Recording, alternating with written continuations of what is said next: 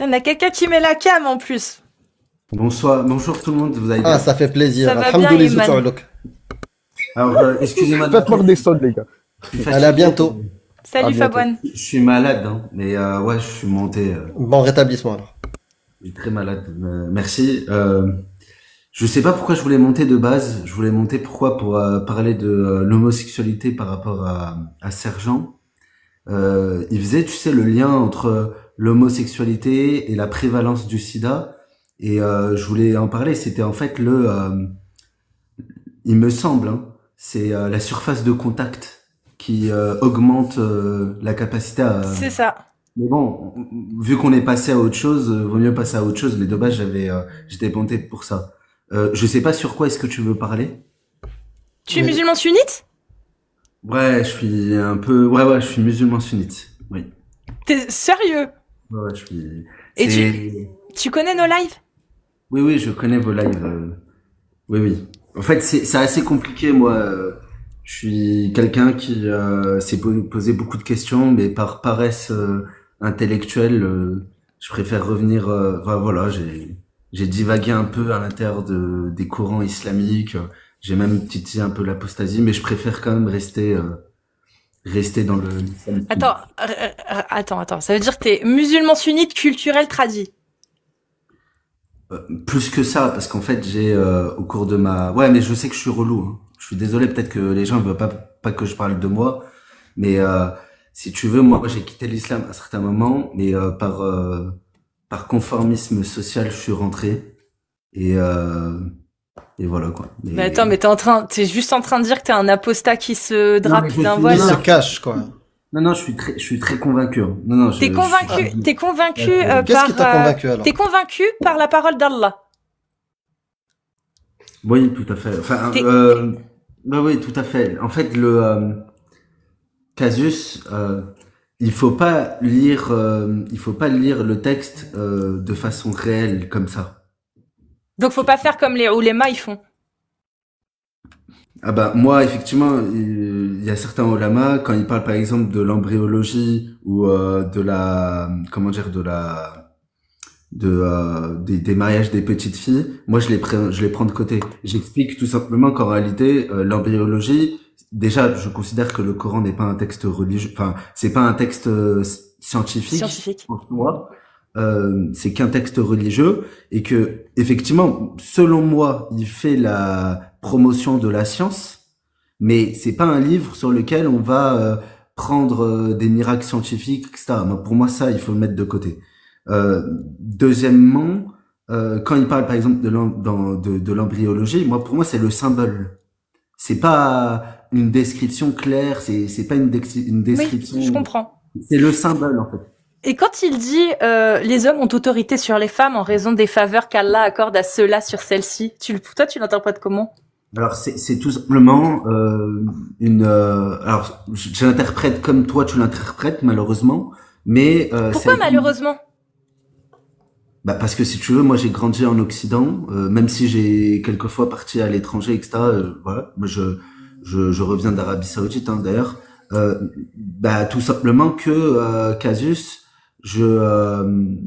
j'ai grandi dans l'idée que les femmes et les hommes sont égaux en tout point, etc. Non, devant la loi, en droit. En France, c'est égaux devant la loi, en droit. Devant la loi, mais même dans la vie de tous les jours, moi, pour moi, une femme n'est pas inférieure intellectuellement ou physiquement. C'est juste parce que. Mais ça, t'en as eu la preuve. C'est parce que de ce que tu dis là, t'en as eu la preuve. Quand tu dis, pour moi, une femme n'est pas inférieure intellectuellement, si tu le penses, c'est parce que t'en as eu la preuve. Oui, effectivement, il y a des femmes qui sont extrêmement intelligentes. Oui, heureusement. Donc quand Allah il dit qu'il faut 2 femmes pour la parole d'un homme, parce qu'il y a de sorte que si l'une d'elles s'égare, l'autre puisse lui rappeler. Du coup, il se trompe, Allah. Moi, je pense que encore une fois, c'est une question de symbole et c'est pour responsabiliser les hommes. Et comme d'un point de vue physiologique, Dieu a mis une responsabilité réelle à la femme, d'un point de vue biologique, par notamment les menstruations ou la grossesse. Ou la grossesse, etc. En réalité, on fait un contrepoids en mettant sur l'épaule de l'homme une charge réelle, une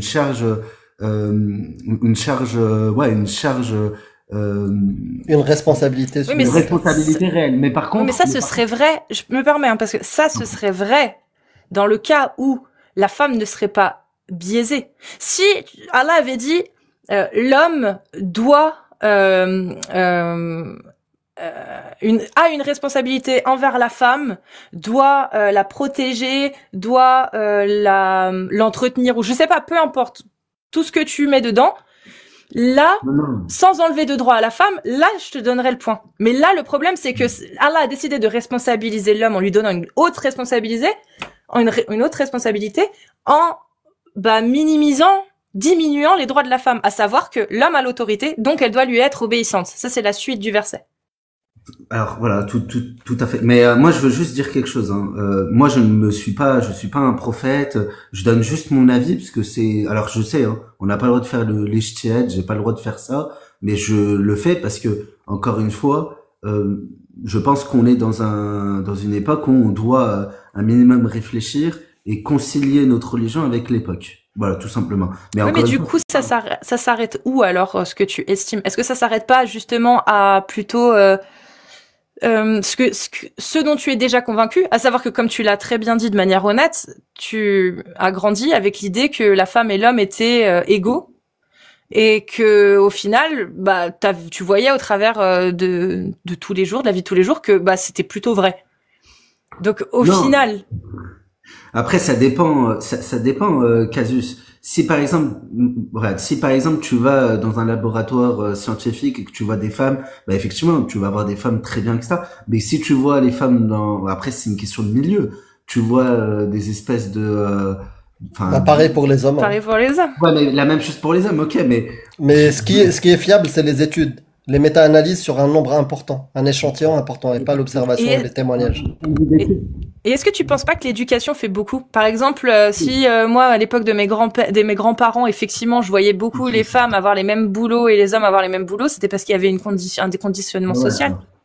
Il me semble qu'il y a une étude, notamment qui est apparue dans les pays nordiques, qui est un pays où il y a beaucoup de liberté, où effectivement, naturellement, les femmes vont choisir des métiers très sociaux et les hommes ils vont choisir des métiers très techniques. Après, alors que justement c'est pas ce qu'on c'est pas à quoi on attendrait dans un pays où on donne la liberté à une femme de choisir sa voie. À contrario, dans les pays du Maghreb et dans les pays arabes, les femmes sont extrêmement scientifiques. Ils vont dans des études d'ingénierie. Mais tu sais comment c'est expliqué ça par la sociologie? Moi, je le sais. Pourquoi? C'est parce que tout simplement, dans les pays, notamment dans les pays traditionnels, le travail de l'homme, notamment ingénieur, docteur, ingénieur, etc., est vu comme étant l'élite. Émancipateur. Et c'est émancipateur. C'est le seul moyen pour une femme de s'émanciper, c'est de faire des grandes études dans ces pays-là. Je suis complètement. Ouais, excuse-moi, Ayman, juste un instant. Je voulais juste prévenir. Cassius, je reviens plus tard. Vas-y. Il y a Clemzy qui me remplace. Parfait. On fait un super changement. À tout, Amir. Donc, Ayman. Je sais plus, t'étais en train de parler, je crois, je sais plus. Oui, le fait que en France, mais toi, du coup, t'as quelle vision sur là-dessus, sur le fait que les femmes aujourd'hui en France, comme je l'ai expliqué, si dans les pays du Maghreb elles sont plus scientifiques, c'est pas grâce au féminisme, c'est grâce à l'émancipation que ces travails peuvent leur donner. Mais en France, au final, vu qu'elles sont déjà émancipées, qu'est-ce qui explique pourquoi elles ne vont pas vers ces travaux, à ton avis, vers ce genre de travail? Alors moi, il y a plusieurs points en fait. Il y a un conditionnement social, c'est-à-dire qu'on leur a fait croire qu'une femme c'était dans l'éducation, infirmière, etc. Peut-être, hein. Ou alors elles se sentent mieux naturellement là-dedans. Oui, je pense qu'on devrait accepter cet état de fait. Et voilà. Et en réalité, je pense que moi, dans l'islam, lorsque Allah subhanahu wa ta'ala il demande, il dit ça, en fait, il ne fait pas à charge contre les femmes, il n'insulte pas les femmes, il leur enlève une responsabilité. Moi, c'est mon avis. c'est-à-dire que la responsabilité de soi-même, tu penses pas que c'est justement la seule responsabilité qu'on devrait avoir à la base? La responsabilité de soi-même. Or là, Allah l'enlève à la femme, là. En fait, non, parce que pourquoi? En fait, naturellement, on dirait oui, mais en réalité, dans l'islam, tu as 5 majeurs de la charia. Je sais pas si tu sais ce que c'est que les makades al-sharia, c'est-à-dire les 5 objectifs de la charia.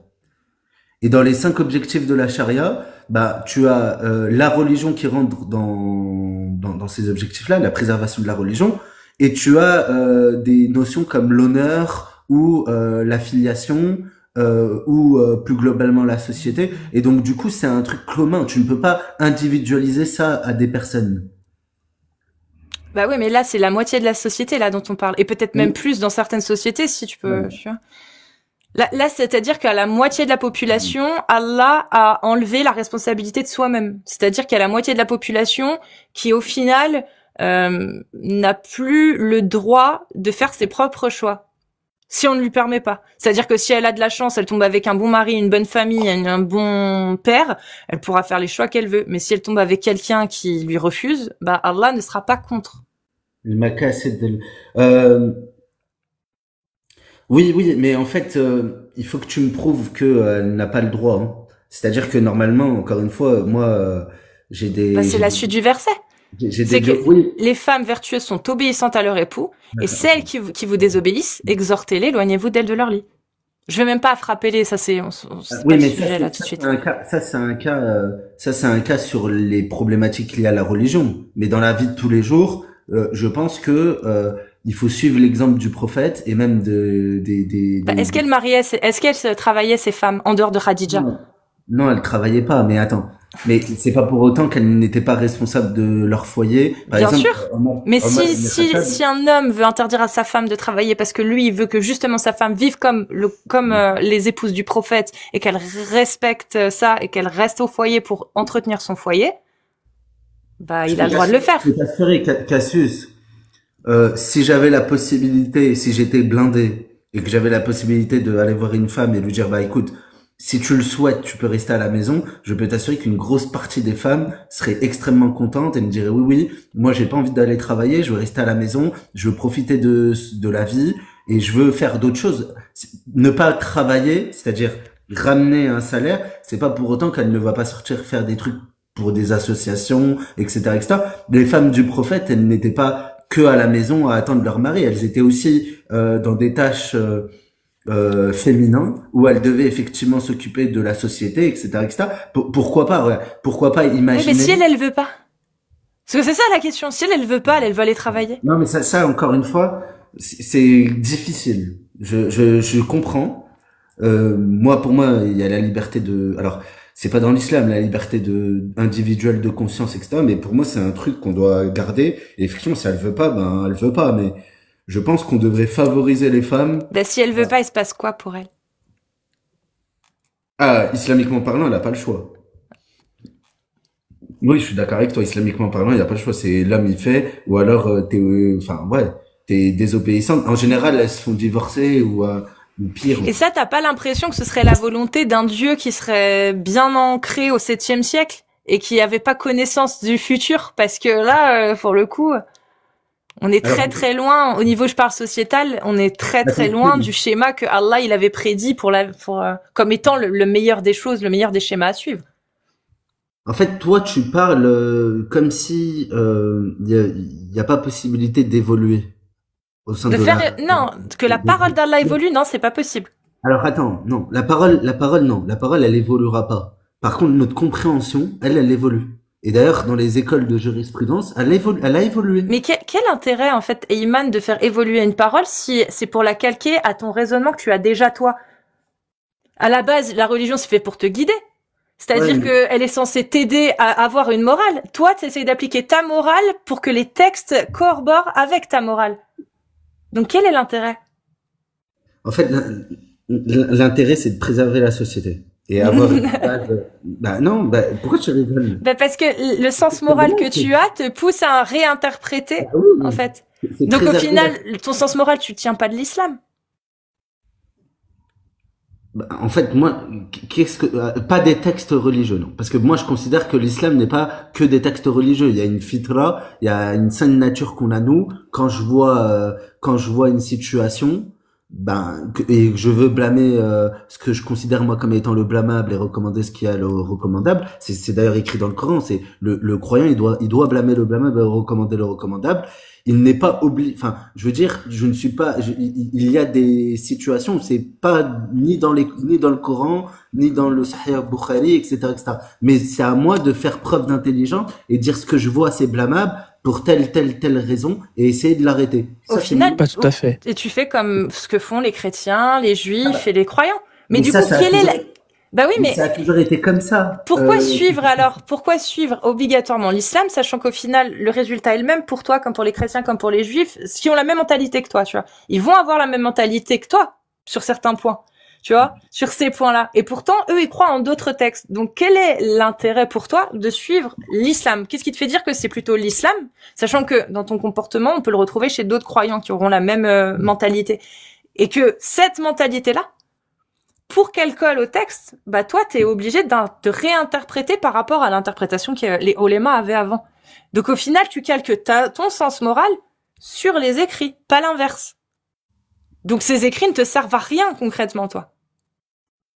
Pas fait, plus que la Torah ne sert à certains juifs qui auront la même mentalité que toi. Pourtant, ils vont à l'encontre de ce qu'il y a dans la Torah.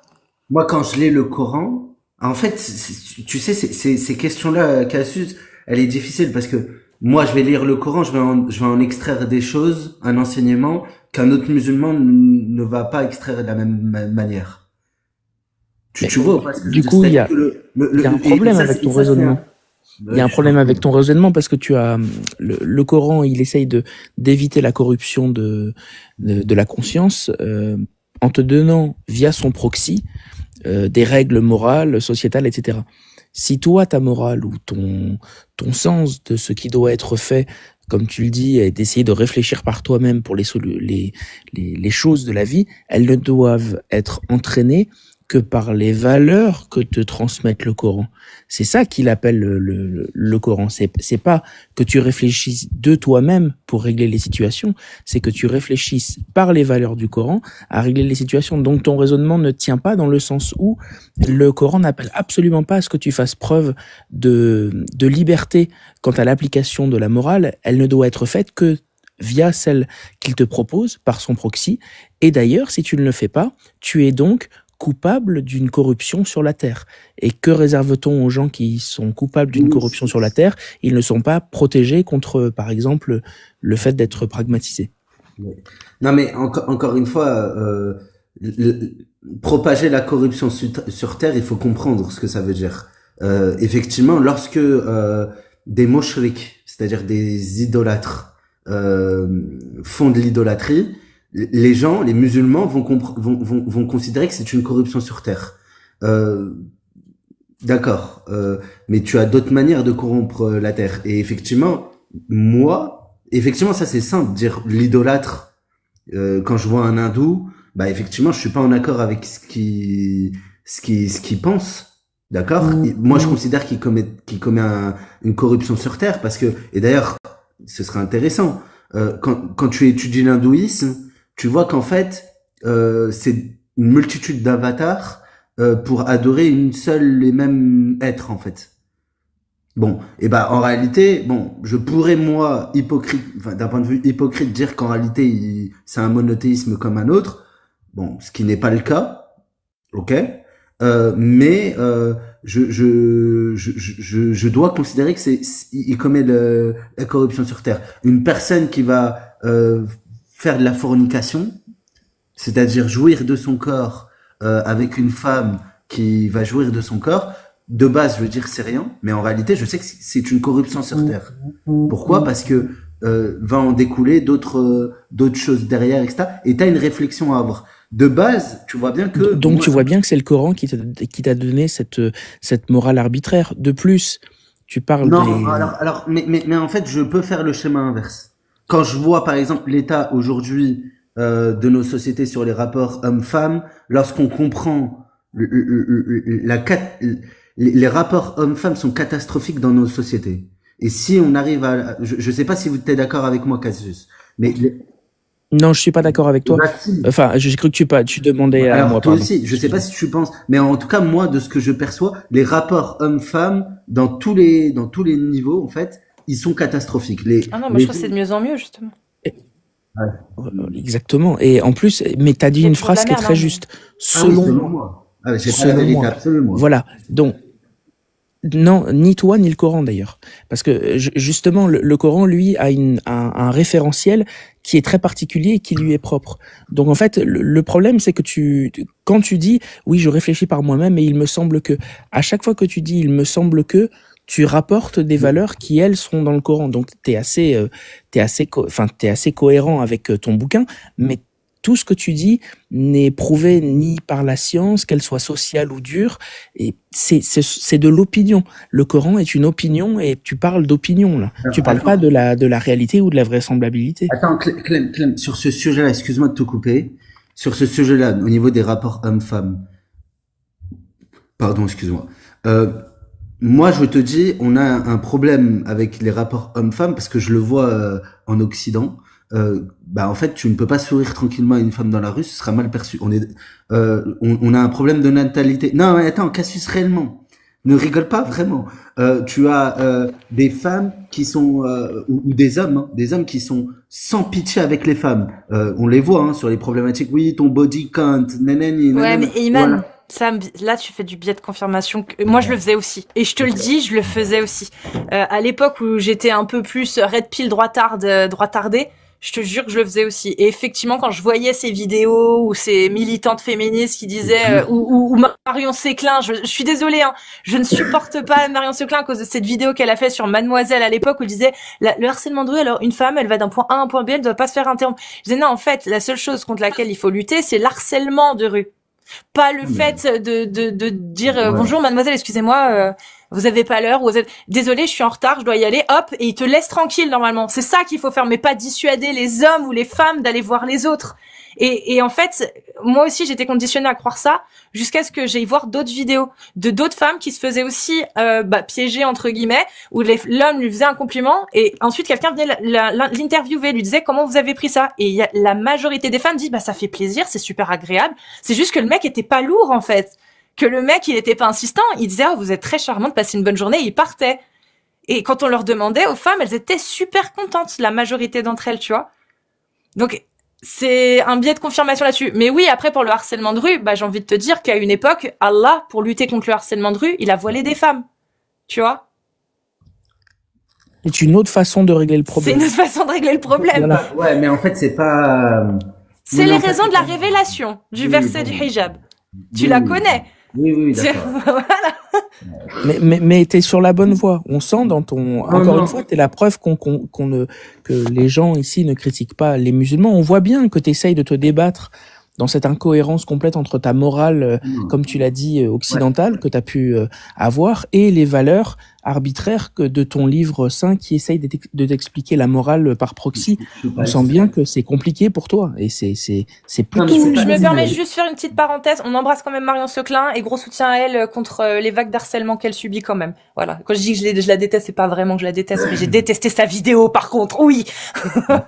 Voilà. Excusez-moi, je vous laisse repartir. Moi, encore une fois, j'arrive très bien à vivre comme ça, et effectivement pour moi il y a une modernité à apporter, une des réflexions à avoir, même en sein de la religion. Moi, fermer la porte de l'Ijtihad est pour moi un gros problème.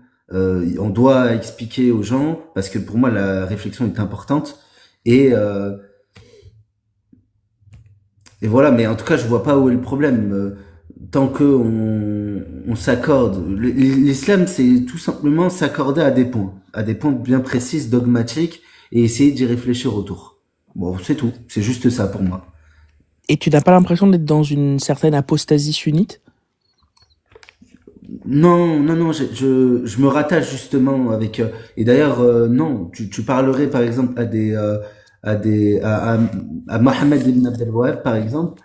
Il dirait la même chose que moi. Il serait contre l'islam traditionnel et il dirait. Mais c'est un réformateur. Voilà, exactement. Et donc du coup, tu serais réformateur. En fait, pour moi, il y a aucun problème à réformer. Mais comment tu sais alors du coup que ce qu'il y a dans le Coran c'est divin?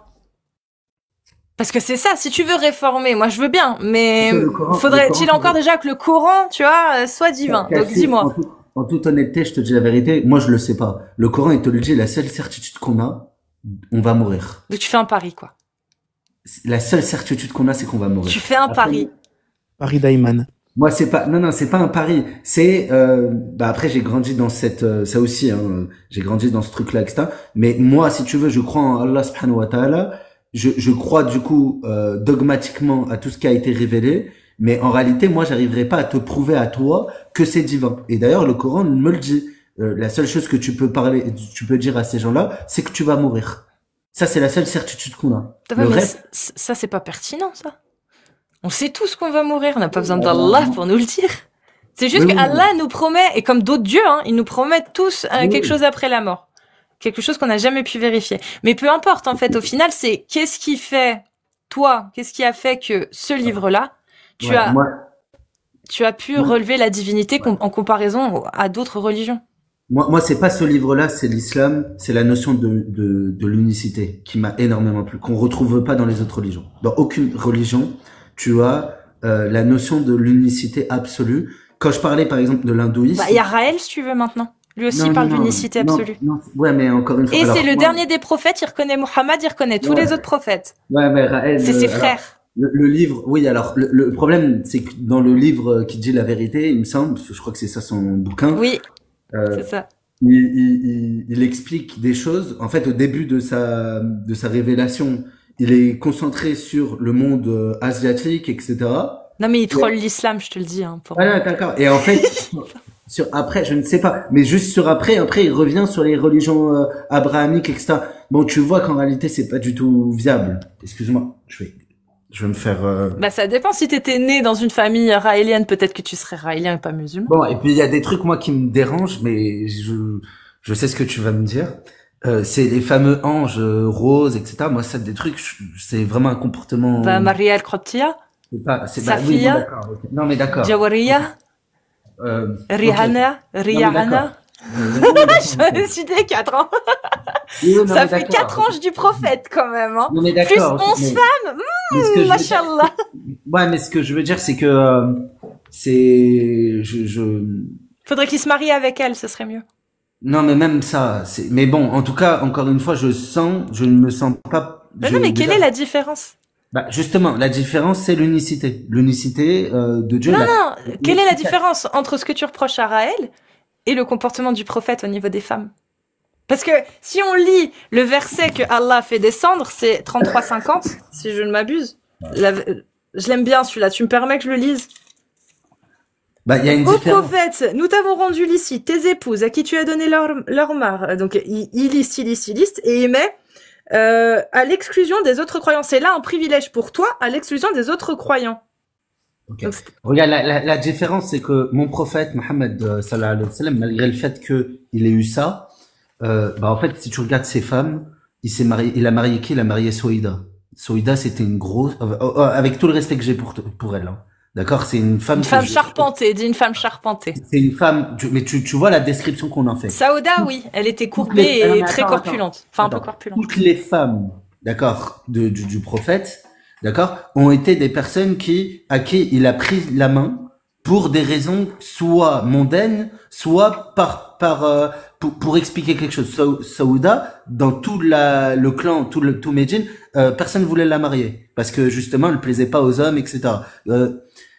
Donc en réalité, moi, c'est ça qui me fait que Raël, quand tu regardes les anges, en fait, c'est purement que physique. Il va prendre que des jeunes, des petites, des trucs. Donc comme c'est des moches, ça va. En fait, en gros, utiliser des femmes moches comme esclaves sexuels. Non, mais c'est pas. Non, mais. Non, j'ai compris, Ayman. T'as pas compris, mais c'est qu'on le sent qu'en réalité derrière. C'est par bonté. Voilà, t'as une bonté derrière et qu'en réalité, etc. Et puis. Et pourquoi Aïcha ne vend du coup? Et pour Safia. Alors Safia, je sais pas si vous savez, mais on explique qu'en réalité, avant même le massacre des Banu Qurayza, elle avait rêvé de lui. Exactement, voilà. Non, mais Ayman, tu crois vraiment? Attends. C'est ce qu'elle a dit pour être tranquille. On avait massacré toute sa famille et tout. Même où elle se faisait frapper par son. C'est ce qu'elle a dit. Bon. Donc, en réalité, moi, je pense sincèrement que c'est une histoire d'amour. Non, arrête. Non, Ayman. Oh non, D'accord. Alors, est-ce que je Je suis peux obligé d'y croire, Cassius, je suis Non, obligé. t'es pas obligé. Tu C'est peux une faire histoire parler la d'amour. rationalité. Imagine une tribu, une autre tribu. Ils vivent en paix. Il y a une tribu qui vient attaquer l'autre, qui massacre hommes et vieillards, qui récupère. Si, c'est ce qui s'est passé à Khaybar. Et c'est là qu'elle a été Ils les ont massacrés. Ils ont même torturé le chef et le vieux, le père de Safia, pour qu'ils disent où se trouvait l'or. Et ils les ont pragmatisés. Safia, c'était une jeune fille de 17 ans qui était mariée au chef, qui a vu son père, son mari, son frère se faire pragmatiser par la tribu du prophète. Et le prophète décide de l'épouser. À sa place, tu fais quoi à la place de Safia? Est-ce que tu penses vraiment qu'elle avait rêvé du prophète et qu'elle s'est dit oh, merci prophète d'être venu me libérer, oh je t'aime tellement? Ou alors elle s'est dit c'est un coup à jouer, je vais peut-être avoir la possibilité de me venger de cette ordure, je vais tout faire pour pouvoir être prise en sérieux. Et elle, parfait. Il s'est marié avec elle, elle a pu s'en rapprocher, quelques années après, il est mort. Est-ce qu'à ton avis, Safia, c'est plus crédible, là, ce récit de Safia que j'ai donné, ou alors c'est plus coup de foudre à Hollywood, toi, tu le vois? Coup de foudre à Oudour, à Khaybar. Alors, encore une fois, ça, c'est des conjectures. Après... Tu sais que c'est pas pour rien que tu rigoles. Attends, oui, c'est parce que tu sais que c'est un petit peu absurde. Non, en fait, non, je rigole. Attends, je rigole parce que tu l'amènes de façon humoristique. C'est pour ça que j'en rigole. Mais je peux t'assurer qu'en réalité... C'est vrai que je suis une meuf drôle un peu. Voilà, non, tu nous le ramènes de façon humoristique. Mais dans la mosquée, entre musulmans, on dit que, oui, alors effectivement, Safia, c'est un exemple. Parce que justement, malgré le fait, malgré le fait qu'elle a vu son peuple se faire massacrer, elle était tellement croyante qu'elle a compris le pourquoi du comment et elle a quand même accepté Allah et son messager. Nous, on le voit comme étant Safia, comme étant une femme d'une extrême piété au point où elle va accepter ça malgré le jugement impitoyable d'Allah subhanahu wa ta'ala et de son prophète sur sa tribu. Et est-ce que tu trouves ça crédible, toi? Honnêtement? Ou est-ce que, comme tu l'as dit, j'ai pas le choix, il faut que j'y croie? En fait, parler de crédibilité, encore une fois, hein, pour moi c'est bête, alors que pourtant je suis très scientifique. À une époque où, en tout cas, à partir du moment où je crois à Bourak, à partir du moment où je crois que tu as Allah qui a parlé à un homme qui est Mohammed sallallahu alayhi wa sallam dans une grotte. Okay. À partir du moment, donc en réalité. Bah oui, mais tout ça c'est absurde. Attends, je suis d'accord avec toi. Voilà, tout est absurde. Donc tu ne peux pas me demander si c'est absurde. Comme Harry Potter, c'est absurde, bon. Mais c'est beau, ça nous fait rêver. Et ben justement, moi, parce que justement, je n'ai pas envie de considérer que tout est absurde. Ce truc-là, effectivement, je vais pas le considérer comme étant absurde. Ok. Alors, j'ai une autre question pour toi. Imagine, tu peux imaginer que t'es une femme, ou non, imagine que non, parce qu'un homme, je sais pas si ça penserait de la même. Imagine que t'es une femme. Ok, je m'appelle donc, tout le monde est mort dans ta famille, d'accord? Tu es prise en tant que captif, du coup. Ok, captive. Là, t'as deux choix. Soit te marier avec le chef et être exclusive à lui, soit devenir une esclave qui va pouvoir être vendue, échangée et être consommée par tous ses maîtres à chaque fois qu'elle en aura un nouveau. Tu préfères quelles conditions au choix? Ah bah je préfère être la femme, ça c'est sûr. Hein.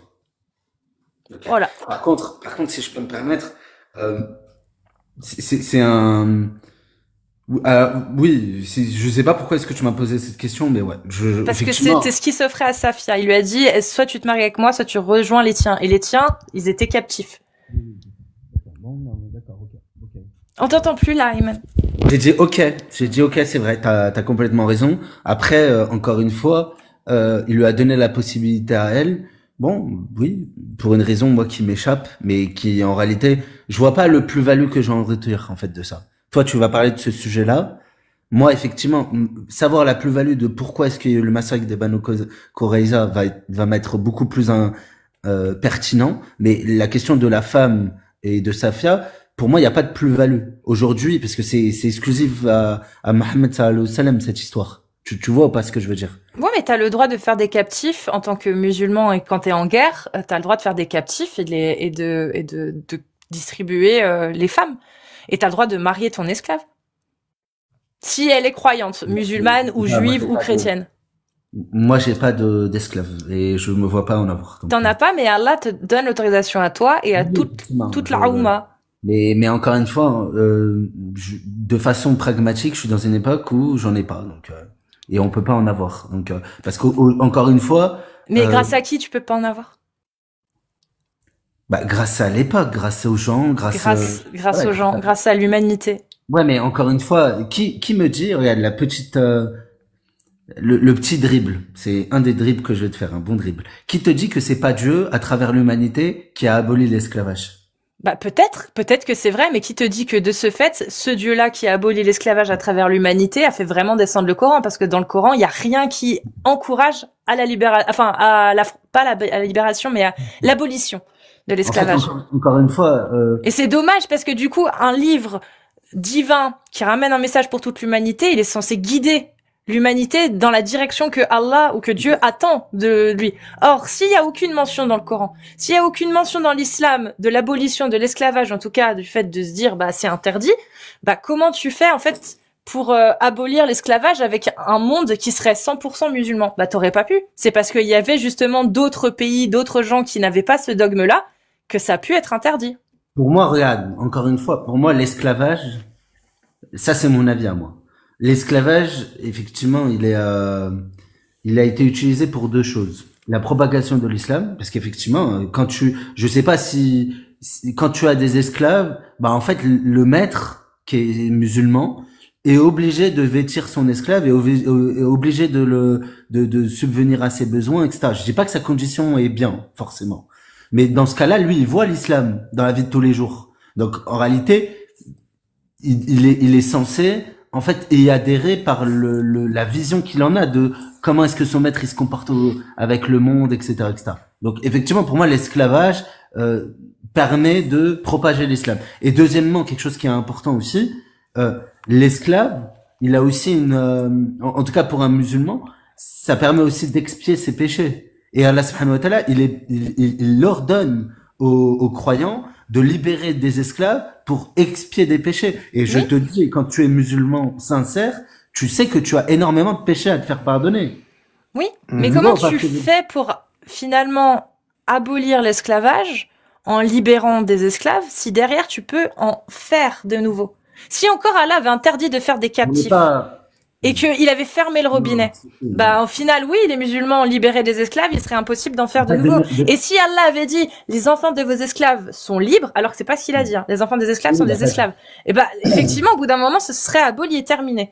Mais Allah a laissé le robinet ouvert et en plus de ça, il a donné la possibilité de faire des élevages, tu vois. Et si c'était vrai, et si Allah était si machiavélique qu'il utilisait même l'esclavage pour essayer d'imposer l'islam, ce qui est profondément machiavélique, mais imaginons que ce soit le cas. Moi, je te le dis. Pourtant, que t'as énormément d'esclaves. Et quand tu deviens musulman alors que tu es esclave, tu n'es pas libéré d'office.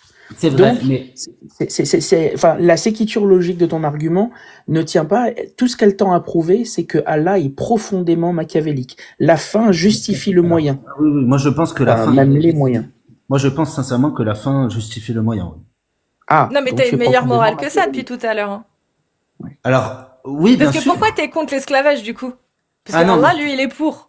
Ah non, moi je suis contre. Non, moi je suis contre. Je suis obligé d'appeler ma compagne. Je reviens dans quelques instants si ça te dérange pas. Moi je suis contre l'esclavage tout simplement parce que il m'est insupportable de contraindre un homme à des droits que je m'octroie moi-même naturellement et qu'il en a naturellement. Donc moi effectivement. Et ça te fait quoi de savoir que Dieu lui il a pas du tout cette analyse de la situation?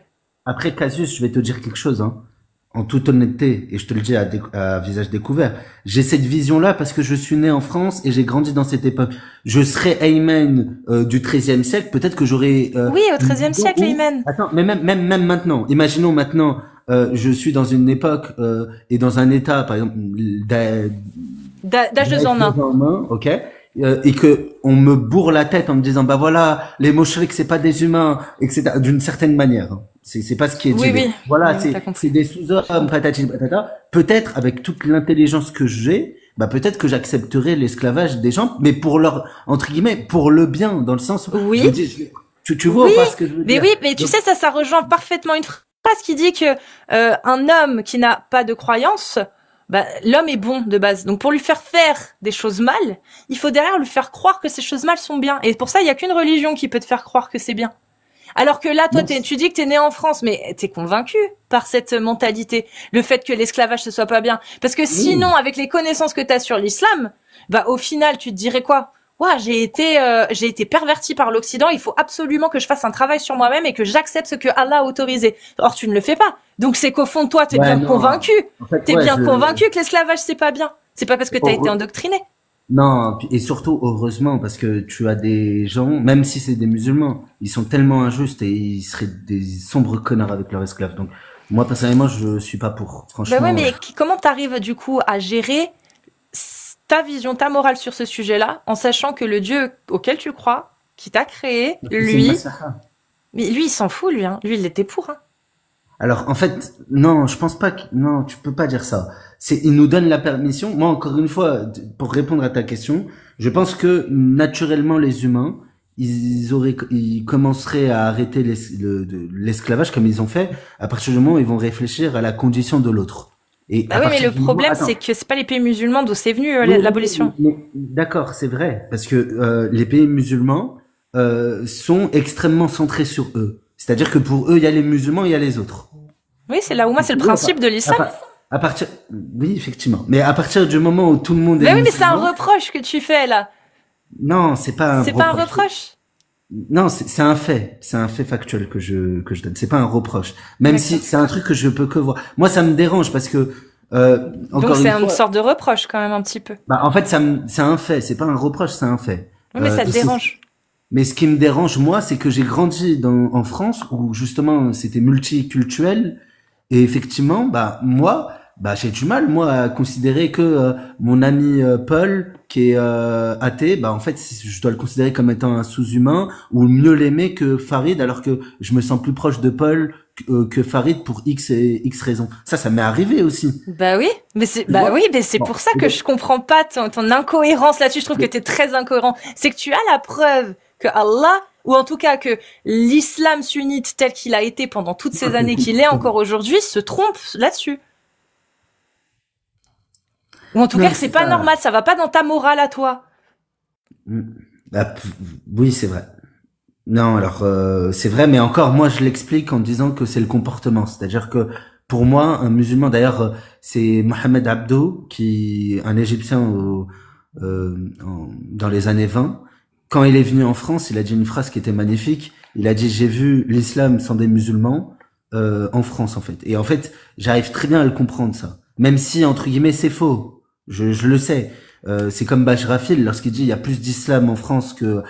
Il faut comprendre la finalité. C'est que quand tu regardes l'islam, non pas comme des règles bêtes et méchantes à appliquer et que tu essayes d'en tirer une substance... Ouais, donc quand tu arrêtes de suivre ce que Allah a dit, voici un message parfait pour toute l'humanité. Ce que Allah a autorisé, nul n'a le droit de l'interdire et vice-versa.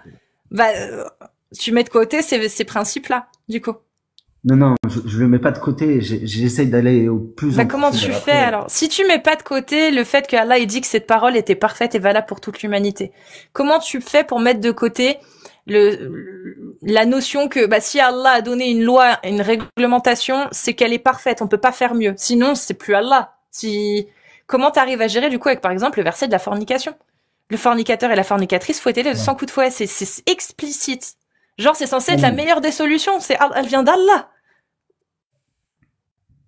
Bon, de façon, regarde, mais on sera pas d'accord sur le postulat parce que moi je considère que la fornication c'est mal par essence. Ça c'est dans Tu peux, mais est-ce que ça nécessite le fait? Est-ce que c'est une bonne solution de fouetter ou de menacer de fouetter ceux qui le commettent? C'est une façon pour l'arrêter, même si c'est peut-être pas la meilleure façon, mais c'est une façon. Mais c'est Allah, donc Allah n'a pas donné des solutions les plus parfaites qui soient. Ah si, mais encore une fois, Allah.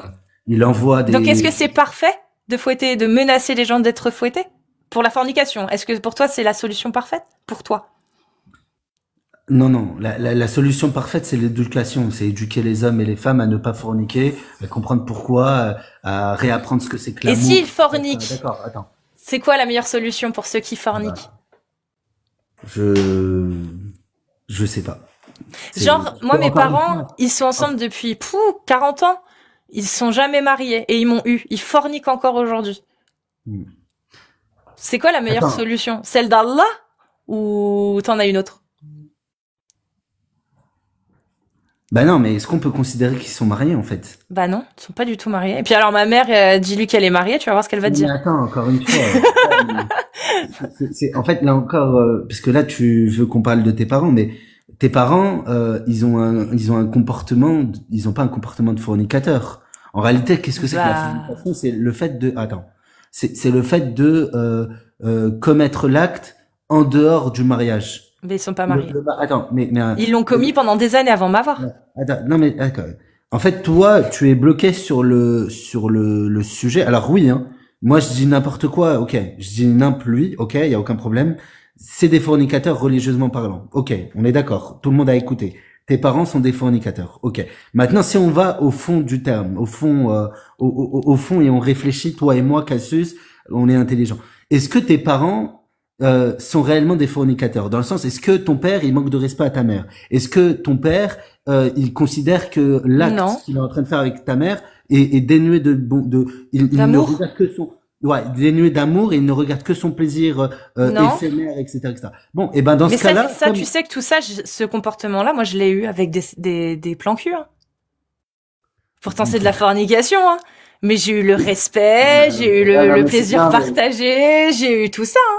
Mais à partir, Pourtant, c'était un plan cul. ouais, mais regarde, à partir du moment où c'était plan cul et que tu décides de ne pas vouloir vivre sous le même toit que ce gars-là, ou Bah, c'est de la fornication. attends, ou ne, non mais attends, non, c'est une fornication, t'as totalement raison. Mais encore une fois, tu parles de respect. Moi, je te dis non, je pense pas que tu respectais réellement. Peut-être que tu avais un respect très Bah, si superficiel. c'est récurrent. Bah, non, ah non, moi, je respecte Non, les gens que je attends, fréquente. Cassius, parce que à partir du moment où tu décides de, après, c'est pas moi qui dois juger. Je suis d'accord avec toi, mais on fonctionne pas totalement de Bah, la alors, même ce manière. serait quoi les critères pour toi? Mais Qu'est-ce pour qui moi, serait reconnu comme fornication selon toi? mais pour moi, non, mais c'est pas à moi de les définir. Est-ce que je serais une fornicatrice, moi, du coup? Parce que moi, j'ai jamais été mariée et j'en ai eu des Ah petits bah copains. moi oui, dans ce cas-là oui. Et du coup, je mériterais quoi, selon toi? bah, un rappel, C'est voilà. quoi un rappel? Non mais oui, alors effectivement. Donc, du coup, c'est Si une tu meilleure dis- solution si que celle tu- d'Allah, on est d'accord? Non mais en fait, si tu vivrais sous la charia et que tu le dis, parce qu'il y a des conditions. Il faut qu'il y ait 4 témoins ou qu'on le Ou 4 voit. aveux. Si je vais et j'avoue, ça suffit. Voilà, ou effectivement si t'as un aveu, mais bon, je pense que tu serais suffisamment intelligente dans un pays qui applique la charia de ne pas Pour avouer partir. Pour partir. Bon, pour partir. Si j'ai mais- les moyens. Ouais, de partir, mais si t'as pas les moyens, tu serais suffisamment intelligente pour ne pas Le en fait, dire. le dire à haute voix comme tu le fais aujourd'hui. Mais encore une fois, oui, Donc, faut mentir. il y a un blâme. Faut vivre Il caché. y a caché, oui, il y a caché ses péchés, ça Et c'est. ouais, mais toi, tu trouves que c'est une société qui est bonne, ça? Une société dans laquelle on pousse les gens à être hypocrites? C'est-à-dire que devant, tout le monde fait les saintes ni touches, alors que derrière, au final, c'est peut-être des gens qui sont de Si petites ça mœurs? permet de protéger la société, ouais. Ah ouais. Préfère- Donc, c'est un Regarde. petit peu une société autoritariste, en fait, un peu. Cassius, moi je préfère une personne, par exemple, bah en fait je peux parler de, je préfère une personne qui est responsable, etc. Et dans sa vie privée, elle va faire n'importe quoi, elle va aller se faire, voilà, elle va même dans des. Je préfère l'hypocrisie.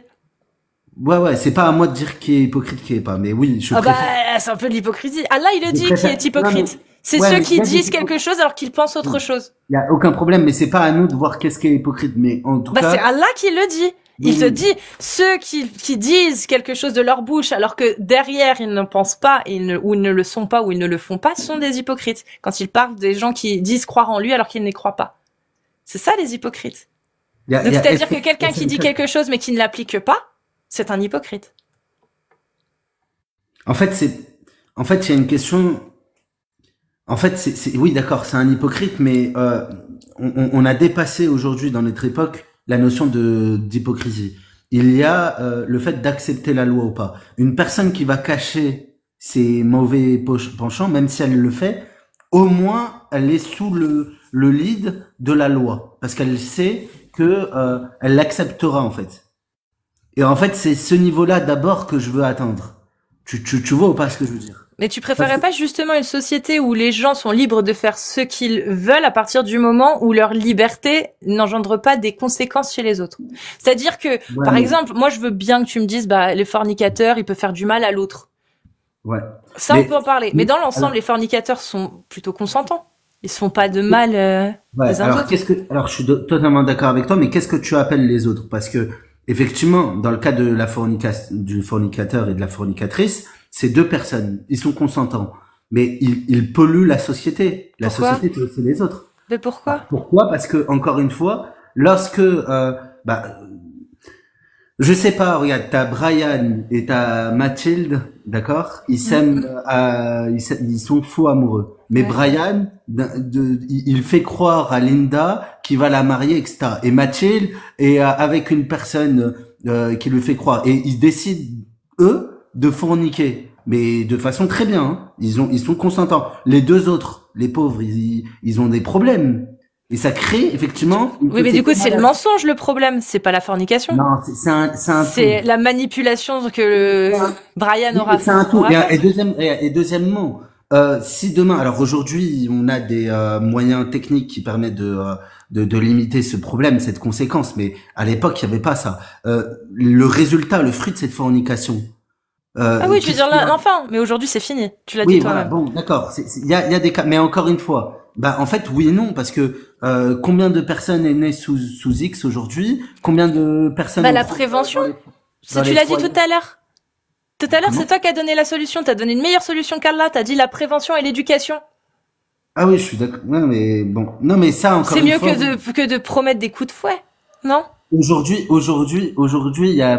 il y a pas cette prévention. Non, mais ce serait bien de la mettre. En tout cas, toi, tu préférais quoi, du coup? Dans cette société, je suis d'accord avec toi, ce serait bien. Mais moi, je suis plus dans la team prévention. Toi, t'es plus dans la team prévention ou dans la team menace de 100 coups de fouet? Ah non, non. En fait, mais en plus, il y a une raison stratégique à cette, en fait, Cassius, je te dis la vérité. Tu crois que ça nous fait plaisir, nous, les musulmans, et même, imagine, t'as un musulman du 7e siècle et tu vois... Non, mais je sais que ça te fait pas plaisir, Aimé. Voilà, ça me fait pas plaisir. Et d'ailleurs, c'est pour ça que Allah subhanahu wa ta'ala, il le dit, et n'ayez point alors il le dit... de pitié dans l'exécution de la loi d'Allah. Pourquoi? Parce que naturellement, Dieu nous a mis de la bonté envers nos prochains. Donc moi, effectivement, je vais avoir une femme qui a forniqué et un homme qui a forniqué, je vais être empathique. Tu vois ou pas? Donc en réalité, ça nous fait pas plaisir. Maintenant, Ayman, tu te trompes. Tu te trompes parce que, au contraire, en mettant des lois coercitives, tu vas endormir l'empathie naturelle des gens. En faisant croire qu'ils peuvent être caillassés ou se faire fouetter, au contraire, cette empathie naturelle que tu aurais eue est de plus en plus endormie par les règles parfaitement coercitives de ton proxy de la réalité qu'est le Coran. De plus, imaginons, je fais vraiment une expérience de pensée d'un univers parallèle. Imaginons que le Coran n'ait pas été écrit par Dieu ou par Allah, mais qu'il ait été écrit par Mahomet, ou Mohamed, ou peu importe. À ton avis, quel serait l'intérêt stratégique de créer ces règles-là? Comme tu dis, tu essayes de chercher depuis tout à l'heure pourquoi. Alors c'est pour la société, machin.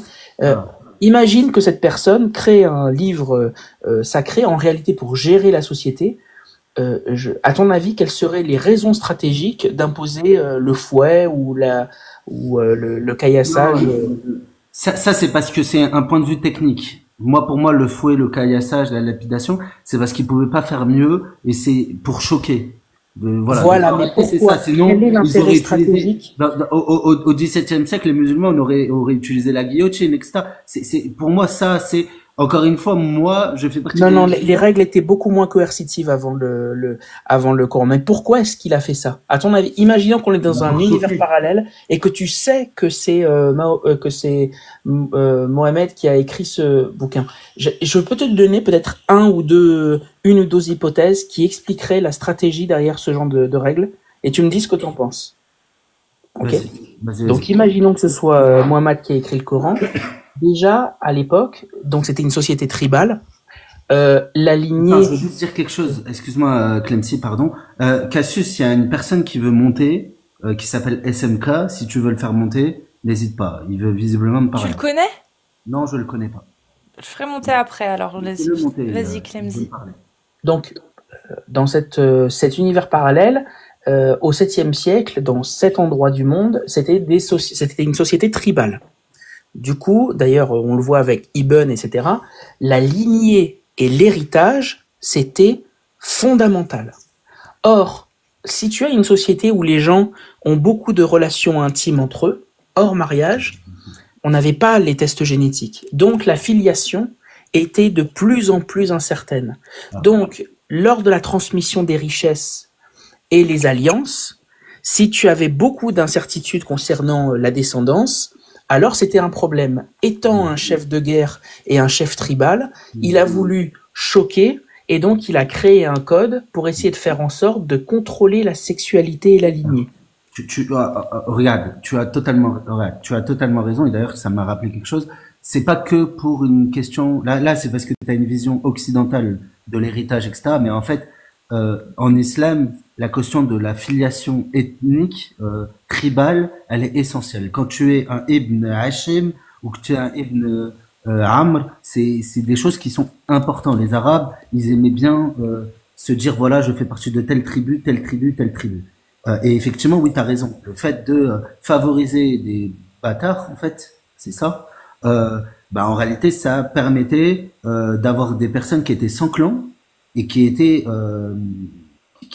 fondamentalement hors du système sociétal de l'époque. Et tu as totalement raison. Là, pour le coup, voilà. C'est une des raisons. Oui, tu as raison. Oui, et je te donne une deuxième ils veulent empêcher effectivement la filiation. Mais tu vois, Clem, tu ferais un bon tu ferais un bon juriste islamique en fait, tu vois, franchement je pense pas parce que ça tend à montrer que le Coran n'est absolument pas un livre de Dieu, mais un livre d'une époque tribale du 7e siècle. Deuxième hypothèse, dans l'Arabie pré-islamique, il y avait donc plusieurs tribus. Muhammad faisait partie d'une tribu, il y avait d'autres tribus. Et en fait, la sexualité n'était pas la même dans les tribus. Les relations inter et hors mariage n'étaient pas pareilles. Or, comme ce chef de tribu a voulu généraliser ce genre de choses, il a imposé des lois strictes sur la sexualité. Et il a fait en sorte que son groupe, qui avait des habitudes avec une sexualité moins libre que les autres tribus, soit reconnaissable, et il a instauré une discipline collective. Donc il a voulu unifier les tribus locales sous des règles spécifiques, et l'une des règles les plus importantes, c'était la sexualité, pour renforcer leur identité. À nouveau, c'est une preuve que ça n'est pas une loi de Dieu, mais c'est une loi d'un chef de tribu du 7e siècle. C'est une question de conséquence aussi, parce que là, tu es en train de dire qu'ils sont en train d'imposer leur identité par la sexualité. Exactement. Attends, mais peut-être. Tu as totalement raison. Mais encore une fois, moi, je suis plus en lien à me dire, parce qu'effectivement, Clem, et tu as raison, moi, quand je lis la Sirat Nabawiya, et notamment la société pré-islamique de la Jahiliya, la sexualité était autre, c'est-à-dire que tu avais des femmes qui, si elles voulaient se faire plaisir, elles n'avaient que à mettre un chiffon rouge devant chez elles, et le premier venu venait et la satisfaisait. Ils étaient comme ça, les Arabes, et d'ailleurs on est comme ça. Tu sais, quand j'étais, moi j'ai fait une VIE aux Émirats Arabes Unis, et c'est des personnes qui ont encore ce truc-là. Eux, ils ont aucun problème à prendre des femmes des autres, à les ramener chez eux et à leur faire n'importe quoi pour leur délire. Tu vois ou pas ce que je veux dire? Parce qu'ils sont comme ça. Si tu leur mets pas un cadre strict, ils font absolument tout ce qu'ils passent par la tête sans réellement penser aux conséquences. Parce que justement, c'est les autres. Alors, je suis tellement pas d'accord avec toi. Déjà, l'histoire du chiffon rouge, ça a été prouvé que c'était faux. La seule chose qui existait pré-islamiquement, c'était les mariages traditionnels. Alors moi, je le prononce à la française, Nikah al-Muta, le mariage de groupe. Temporaire. Voilà, oui, c'était un mariage temporaire, mais traditionnel de certaines tribus. T'avais le mariage de groupe, al-Rat, et t'avais une certaine prostitution acceptée. Al-Baghaïa. Donc, cette histoire de chiffon rouge, c'est un mythe de Al-Baghaïa, ça n'existait pas. Donc, du coup, à nouveau, moi, je comprends ton dilemme interne, mais en fait, pourquoi est-ce que tant de gens ne suivent plus, entre autres, le Coran? C'est parce que quand tu lis ce texte et que tu essayes de te mettre à la place de Mahomet à l'époque, tout est constitutif de quelqu'un qui a essayé de faire comme la Chine plus tard, d'unifier l'identité en imposant son dogme. Il a même fait pire, il a interdit l'idolâtrie en créant une idolâtrie. Parce que le suivi absolu de Mahomet ou de Muhammad, enfin vous le prononcez comme vous voulez, est une sorte d'idolâtrie absolue. Or lui, il a voulu gérer tout le monde, toutes les tribus locales. C'était extrêmement coercitif parce qu'il se retrouvait face à des populations pour lesquelles la force était très importante. Malheureusement, le Coran Mahomet a fait une erreur. Il a écrit dans le Coran que c'était vrai en tout lieu et en tout temps, et il a créé un dogme qui l'a complètement dépassé. Donc c'est une façon de voir les choses dans un univers parallèle, mais malheureusement ça, c'est extrêmement cohérent. Et puis si je puis me permettre de rajouter par rapport à aujourd'hui ce que tu dis, par exemple de ce que tu as pu voir en Arabie Saoudite, bah peut-être que parce qu'en Arabie Saoudite, Tinder c'est interdit. Ou dans les Émirats arabes, pardon. Peut-être parce que dans les Émirats arabes, c'est interdit Tinder. Tu vois, ou que les sites de rencontres sont interdits. Oui, non mais c'est pas moi qui l'ai vu, je l'ai pas vu de mes propres yeux. Non, voilà, juste pour aux Émirats arabes unis et en Arabie Saoudite. Peut-être que dans les pays où il y a le plus de restrictions au niveau de la sexualité, les gens pètent plus un câble au niveau de la sexualité. Alors qu'en France, c'est pas interdit, il y a Tinder, il y a c'est blindé de gens qui copulent entre eux et qui sont pas mariés. La fornication fait loi en France et pourtant ça pose pas de problème, tu vois. Alors, parce que c'est le légal, parce que les gens ont les moyens de le faire sans pour autant prendre des femmes et puis les jeter après parce que En fait, je pense que je peux pas parler de ce sujet-là, Cassius. Pourquoi? Parce que j'ai grandi dans une famille où on m'a imposé il y a nous et les autres sur ce niveau-là de la sexualité. Donc effectivement, je te dis pas, pour moi, je vois de la frustration sexuelle en France. Je te le dis honnêtement. Je te dis pas que, enfin, il y a de la frustration sexuelle en France. Et quand tu regardes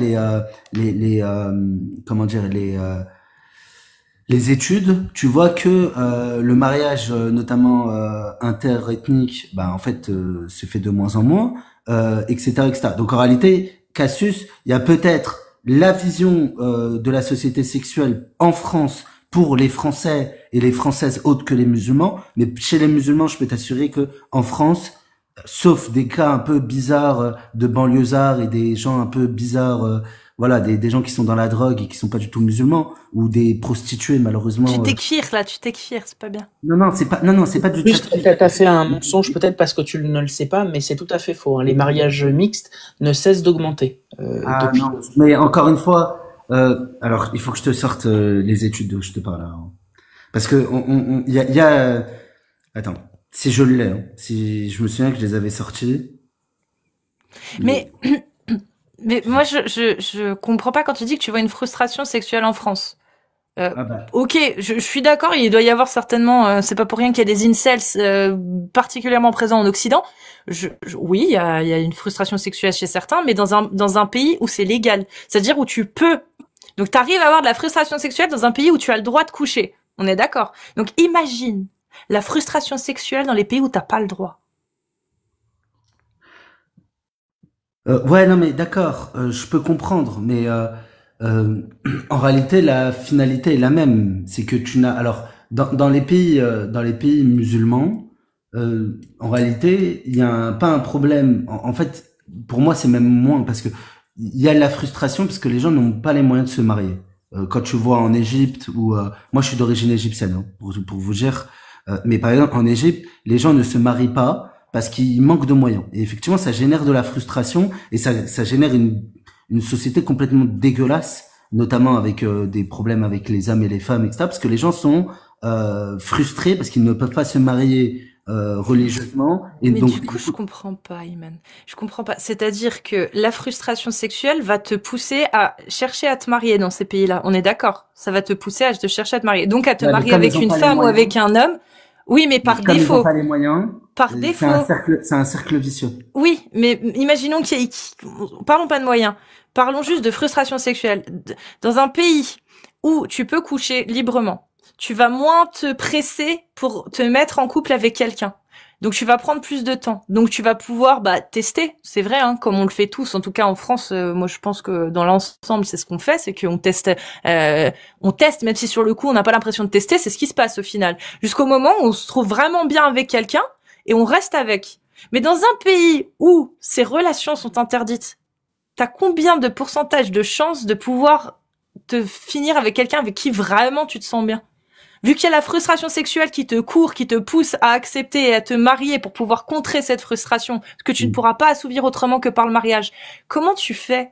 Regarde, en fait, Cassius, le problème, comme indicateur, en fait, on peut utiliser comme indicateur le nombre de divorces en France. Effectivement, regarde, pour moi, le divorce, c'est pas que parce que, en gros, le couple ne se convient pas. D'accord, on est d'accord. Bon, il suffit juste de regarder maintenant le divorce en Égypte. Il y a les gens ont du mal à se marier en Égypte, mais quand ils se marient, ils tiennent plus longtemps dans leur couple. Peut-être parce qu'ils ont galéré à se marier, justement. Mais justement. Alors que, en fait, mais ça assure pas le bonheur, ça assure pas le bonheur et la stabilité du couple. Alors, en tout cas, moi, et je veux une société où les gens sont fidèles entre eux et en fait ne multiplient pas les partenaires. Parce que après c'est moi. Donc tu préfères qu'ils soient menacés par une loi pour éviter ça? Non. Encore une fois, je ne veux pas qu'ils soient menacés. Je veux les éduquer. Je veux qu'ils comprennent la finalité. C'est juste. Mais il y a pas de souci. Mais du coup, par quelle éducation? On revient à la même question. Par quelle éducation? Parce que Allah, lui, il a été très clair. Il les éduque en les menaçant des coups de fouet. Toi, comment tu comptes les éduquer? Au départ, Attends, je suis en train de regarder parce que les gens. Ah, c'est la meilleure des solutions, c'est celle d'Allah. Hein. Si t'en trouves une meilleure, astaghfirullah, tu viens de devient n'importe quoi pour défendre l'islam, tout est bancal. Eyman, lis pas les coms, je te jure. Juste vraiment, si t'arrives à me trouver une solution meilleure que celle d'Allah, ça remet en question la divinité du Coran. Hein. C'est-à-dire qu'Allah, lui, pour éduquer les gens, il a dit fouettez-les de son coup de fouet. Donc c'est une loi qui tente à éduquer les gens. Est-ce que tu peux m'en trouver une mieux que celle-ci? Ouais. C'est vrai que tu vas poster cette vidéo sur YouTube, Cassius? Bah oui. Ah mince. Tu pourras flouter au moins mon visage? Oui, je peux. Ok, merci. Ne lis pas, mec, on est tous fachos. Non. En fait, regarde, Cassius, en fait, le coup de fouet, c'est pour moi une finalité. C'est lorsque, justement, la société, n'a pas réussi à faire comprendre à un individu son intérêt. Oui, mais ça marche si on est ignorant de cette loi. Ouais. Mais si tu la connais, en fait, tu vas pas forniquer juste par menace. Oui, parce que c'est comme les voleurs. Quand t'as des gens qui volent, ils savent très bien que voler c'est pas bien. Ouais, mais voler il y en a qui volent par nécessité. Alors que forniquer, est-ce que ça pourrait être une nécessité?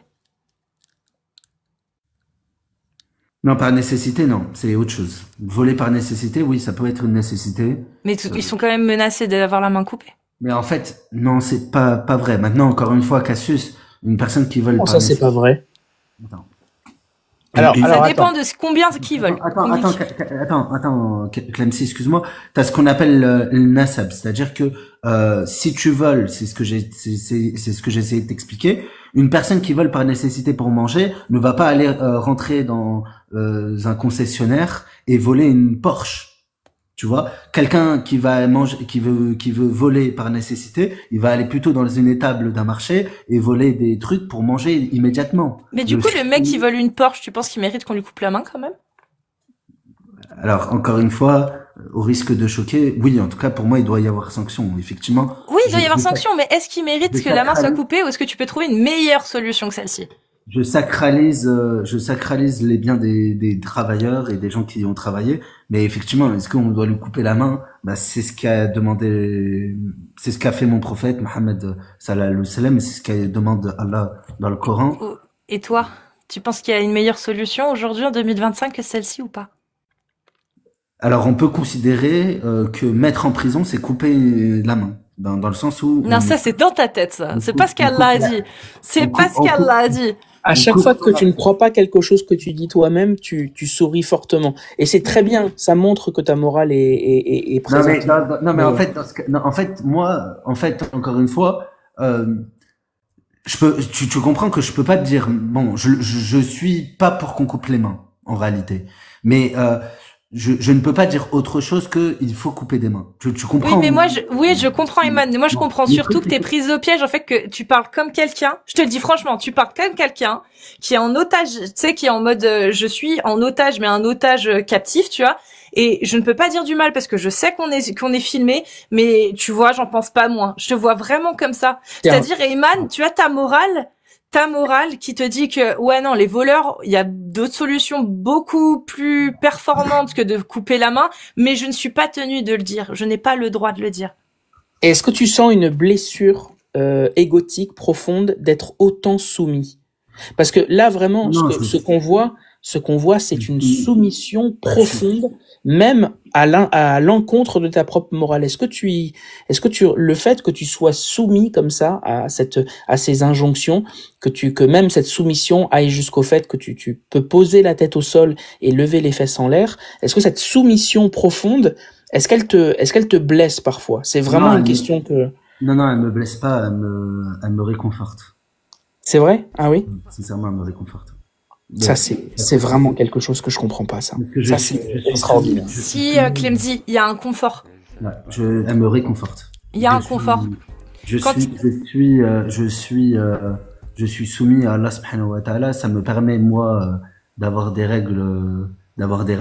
Et effectivement, ça me permet, moi, d'avoir le moyen d'imposer à des autres, en tout cas, philosophiquement, un consensus, de règles en fait. Mais Ayman, ça je comprends totalement. Mais parce qu'en fait, le problème... Attends Ayman, juste je comprends ce que tu dis. Et c'est ça aussi où je pourrais vous en vouloir. Alors encore une fois, individuellement, je peux vous aimer. Comprends bien que religieusement parlant, je vous aime pas, je vous déteste. Oui, je sais. Individuellement, je peux vous aimer, toi, Amir, même Jacques Le Fou, etc., etc. Mais en réalité, ce que je vous en veux, c'est que vous allez déverrouiller l'islam. Vous allez enlever l'islam et qu'est-ce qu'il va y avoir après? Mais non, mais justement, Iman.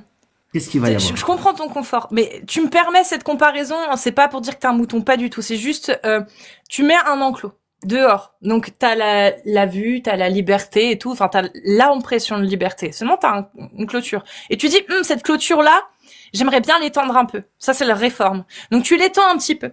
Puis ensuite tu vas de l'autre côté, tu dis ah là celle-ci ça va, mais celle à côté j'aimerais bien l'étendre un peu plus. Tu vois que je sois un peu plus loin quand même, que je puisse me balader un peu plus dans cet enclos. Et en fait à force d'étendre à chaque fois, tu dirais pas mais en final ma volonté c'est plutôt de me barrer de cette clôture. Au final, si tu tentes tout le temps de vouloir l'étendre toujours plus, c'est qu'elle te satisfait pas. C'est que oui, le côté protecteur te rassure, mais de l'autre côté, plus t'as étendu la clôture et plus tu t'es rendu compte qu'il y avait beaucoup d'autres personnes de l'autre côté de la clôture qui t'attendaient, tu vois, qui disaient, nous, on est bien là-bas. Bon, alors oui, on n'est pas dans un cadre sécurisé, mais on est plutôt d'accord avec toi. Regarde, on partage les mêmes valeurs sur les mêmes sujets que toi, t'as essayé d'étendre. Comment cela se fait-il que toi, tu restes dans cette enclos déjà de un, que t'essayes d'étendre en plus, t'essayes de le faire aller plus loin. Mais si tu veux, pour moi, c'est un travail essentiel à faire. C'est d'ailleurs, je l'entends quand Adela... Mais tu restes dans un enclos.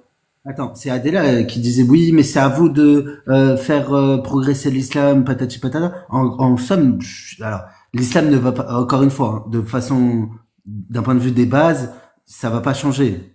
Ok, moi je ne suis pas un réformateur, je suis pas pour la réforme. Toutefois, je veux que... Si tu l'es, t'as cité le réformateur, je sais plus comment il s'appelle. Enfin, de façon officieuse, c'est carrément pour la réforme. Mais ce que je veux, c'est que on réouvre la porte de l'intellectualisation et qu'on réfléchit l'islam par le biais de ta morale actuelle. De l'intellect. De ta morale actuelle, Ayman. De la morale actuelle et qu'on puisse en fait dire... Est-ce qu'on a besoin avec un texte parfait et divin de le recontextualiser par rapport à la morale la morale qu'on a actuellement qui ne découle pas de ses écrits. Normalement, la morale actuelle devrait découler de ses écrits s'il est parfait et qu'il est divin. En fait, le problème, Cassius, c'est que le texte, il est parfait, mais nous, on est imparfait. Le texte, il est parfait. Non, mais quand il explique le partage de l'héritage, c'est parfait. Bon, d'accord. On est d'accord. Péano se retourne. C'est pas parfait. On est non, mais d'accord. c'est pas un livre de maths. Encore une fois, c'est pas un livre. Mais c'est Allah. Il est censé savoir que quand t'arrives à 125%, c'est mort. C'est un faux calcul. Oui, mais oui, il est parfait. Oui. Non, regarde, oui. Pas pour l'héritage. Ça fait déjà un signe d'imperfection. Encore une fois. Non, mais tu vois, tu veux me faire quitter l'islam avec ma parole? Non, pas du tout. Non, pas du tout. Sincèrement, non. En revanche, tu posais la question, qu'est-ce qui va rester une fois que, parce que je vous aime pas, parce que une fois que vous aurez enlevé l'islam, qu'est-ce qui va rester? Il va rester comme il y a eu il y a 600 ans, une réforme profonde de ton dogme. Les catholiques l'ont fait il y a 600 ans, à peu près. Ce qu'il va rester, c'est une réforme du dogme et ça va te permettre de pouvoir être musulman de façon parfaitement libre. Voilà ce qui va se passer. C'est qu'en fait, ce qu'elle fait, Cassius, et ce que font tous les autres, c'est sauver les musulmans. Ils sont en train de sauver les dogmes. Tu surestimes un peu, mais merci. C'est le but. C'est le but parce qu'en laïcité, en laïcité, il faut absolument que les gens puissent croire ce qu'ils ont envie de croire. Si tu obliges un dogme à devenir tolérant et à devenir républicain et à devenir capable de permettre le vivre ensemble, alors tu sauves le dogme. Donc ce qu'elle fait, c'est faire en sorte que demain tu puisses suivre ton dogme sans avoir besoin de faire, c'est pas une taquilla que tu fais bien sûr, mais sans avoir besoin d'avoir cette dissonance cognitive et pouvoir te dire j'ai réellement une religion de paix, j'ai réellement une religion qui me permet d'être en société, de faire société et de vivre de façon tolérante avec les autres. C'est ça qui va se passer. Alors attends Clem, moi je veux pas forcément une religion de paix, mais en tout cas je veux une religion juste. Si moi je considère que je dois faire la guerre à contre-cœur, je dois la faire. Moi, je veux pas une religion de paix et d'amour, etc. Par contre, effectivement, je vois que... fini le chemin encore. Comment? Je veux dire, tu n'as pas fini le chemin encore. Tu es encore t'as encore une vision égotique de la religion. Tu penses que par virilité, la religion doit pouvoir appeler à la guerre, appeler... Non, je dis pas que c'est ce que tu dis. Je dis que c'est ce que tu ressens. Je t'invite à regarder de quoi. En fait, Clem, honnêtement, regarde, l'islam a été un catalyseur de civilisation. Moi, c'est comme ça que je te le dis. Hein. Je vais être très honnête. Hein. Tous les arabo-musulmans, ceux qui s'affilient à la sphère identitaire arabo-islamique. Donc du coup des Égyptiens, des Syriens. Tu vois aujourd'hui les Syriens par exemple, lorsqu'ils libèrent leur pays de Bachar al-Assad, ils le font pas tous au nom de la religion, mais pourtant ils vont tous se rejoindre dans la mosquée des Omeyyades. C'est parce que justement c'est un symbole. Et en fait en détachant l'islam de ça, en fait tu touches à un symbole. Donc en réalité, moi, il est dans mon intérêt effectivement de faire progresser l'islam parce que je m'attache à cette symbolique, parce que j'aime mon identité arabe islamique tout nouveau, parce que les Arabes, ce qu'on m'a appris à l'époque, les Arabes de la Jahiliya, c'était des gens qui étaient loin de la lumière et qui Mais toi, t'es arabe? Ouais, moi je considère que je suis arabe. T'es né où? Je suis né en France. Et ton origine, c'est quoi? Ma mère, elle est marocaine, mon père, il est égyptien. Ils sont pas plus amazigh plutôt tes parents, berbères à la base? Ma mère ne parle pas une langue berbère et elle m'a toujours expliqué que ses ancêtres. En fait, encore une fois, c'est pas ça le plus important. Non mais j'aimerais savoir, ils sont plutôt berbères ses ancêtres ou arabes? Ses ancêtres, ils viennent de l'Arabie ou ils viennent d'Afrique du Nord? En fait, je ne sais pas. Il faudrait que je fasse un test génétique. Mais est-ce que c'est ça qui est le plus important? Si moi, on sait que c'est pas le plus important. Nous, on est au courant. Ça, c'est pas le plus important. Si moi, je décide, voilà. En fait, j'aurais pu me considérer comme étant français et dire, oui, je suis français et en fait, mes ancêtres sont gaulois, etc. Ce serait aussi bête que dire que je me sens arabe. Si moi, je décide d'être arabe, malgré le fait que je le suis pas, Bah, t'as le droit, hein. T'as le droit aussi de dire que t'es une chaise ou une licorne, mon ref. C'est un droit en France. Mais est-ce que t'as le droit, dans un pays qui applique la charia, de te dire que t'es ce que tu veux? Genre, si t'as envie d'être ce que tu veux, tu peux être ce que tu veux. Alors, en fait, si tu veux, non, enfin, je comprends ce que tu dis. Tu sais comment ils appellent les oulémas d'Arabie, les musulmans d'Afrique du Nord? Est-ce que tu connais le mot? Je sais plus le mot, mais il y a un mot. Ajam, non, je sais pas. Ajam, je sais plus. Mais il les considère comme des peuples envahis, pas comme des Arabes musulmans. Ah oui, d'accord, ok, d'accord. Oui, oui.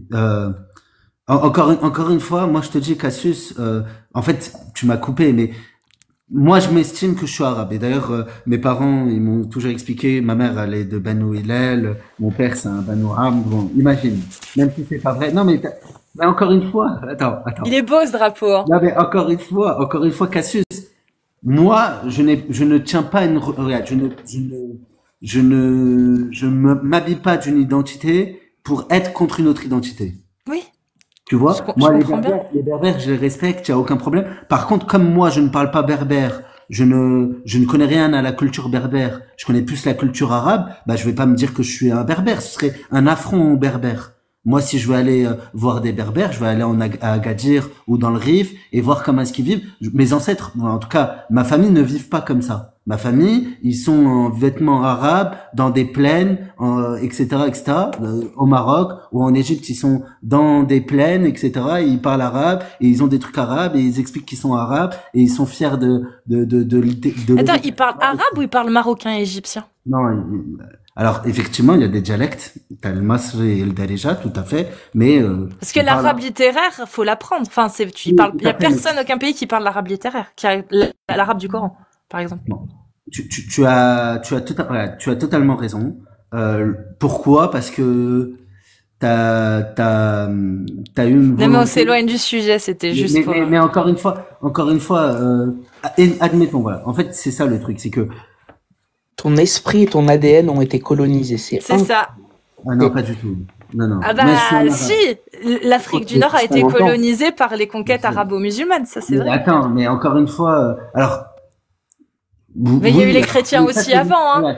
Ça c'est l'histoire, je suis d'accord avec toi, mais encore une fois, comme en France, on n'est pas tous descendants de Gaulois, on n'est pas tous des Francs, on est des Occitans, voilà, des Bretons, il y a des Occitans, etc. Bon, mais par contre, on se déclare tous français parce qu'on est tous, entre guillemets, hein. Bah oui. Mais pourquoi tu te déclares arabe alors? Je comprends pas. On est tous français parce que on fait tous allégeance à Clovis et aux Carolingiens et aux Francs. Bon, de la même manière. Moi, je suis arabe de la même manière, dans le sens où je porte allégeance au prophète Mohammed sallallahu alayhi wa sallam ou à des Omeyyades ou à des Abbassides de façon symbolique. Bah, ça fait pas de toi un arabe? Bon, d'accord. T'as le droit. Je ne sais pas. Mais non, mais arabe, c'est ethnique. T'as le droit. Oui, d'accord, mais t'as le droit. C'est-à-dire est-ce que les juifs sont pas plus arabes que toi? Ethniquement parlant. Ça, c'est une très bonne question. Ils sont moins arabes que moi. Encore une fois. Génétiquement, je suis pas sûre. Attends. Mais, tu sais, c'est dommage, hein. Je suis pas sûre. Non, mais je suis pas sûre, Ayman. Je dis pas que t'es pas, je dis juste que toi non plus, tu sais pas dans tes gènes. Bon. Si tes ancêtres, ils viennent que d'Afrique du Nord ou s'ils viennent d'Arabie. Alors que, pour le coup, les juifs, c'est des sémites, donc ils sont peut-être... Bah, regarde, franchement, c'est dommage, on peut pas faire de test génétique en France, parce que je te l'aurais montré, j'aurais sans doute des ancêtres qui viennent de Turquie, parce qu'ils sont énormément venus en Égypte, voilà, un petit peu de berbères. Non, mais c'est juste pour te faire comprendre que même sans avoir la réponse, tu espères. Mais pourquoi, en fait? Ça change quoi d'être arabe ou d'origine marocaine? En fait, ça change rien du tout. Regarde, l'ethnie arabe, moi, je m'en fous, d'accord? Même si je me considère comme ethniquement arabe, mais d'accord. C'est de la condition. Mais par contre, la culture arabe, moi, je la bénis, la culture arabe. Pourquoi? Parce que mais laquelle? La culture arabe qui est venue apporter donc arabo-musulmane.